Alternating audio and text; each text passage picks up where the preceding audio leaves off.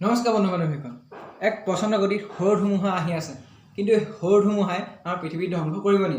জীৱকুলৰ কি হ'ব? আহক আমি জানিবলৈ ভিডিঅ'টো আৰম্ভ কৰোঁ। পৃথিৱী দিশে এক সৌৰ ধুমুহা। বিভিন্ন বাতৰিত আমি শুনি আহিছোঁ যে সৌৰ ধুমুহা। এই সৌৰ ধুমুহাই আমাৰ কি পৃথিৱীখন ধ্বংস কৰি দিব নি একেবাৰে? এই ধুমুহা সূৰ্যৰ পৰা সৃষ্টি হৈছে। এই ধুমুহাৰ ফলত মহাকাশৰ কিছুমান অঞ্চল ধ্বংস কৰি পেলাইছে। এই ধুমুহা পৃথিৱী বায়ুমণ্ডল আমাক গৰম কৰি তুলিব পাৰে। সৌৰ ধুমুহা 3 জুলাই ঠিক 4 বজাত আমাৰ সূৰ্যৰ পৰা সৃষ্টি হৈছিল এক ভৱকণি। 1.6 নিযুত কিলোমিটাৰ বেগত আহি আছে এই ধুমুহা। এই ধুমুহাই আমাৰ mobile phone, television, transformer, voltage আদি এইবিলাকৰ ওপৰত প্ৰভাৱ পেলাব পাৰে।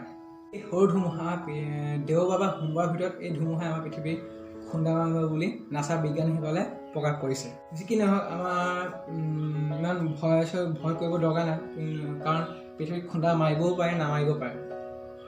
আমাৰ GPS-ৰ ওপৰতো প্ৰভাৱ পেলাব পাৰে।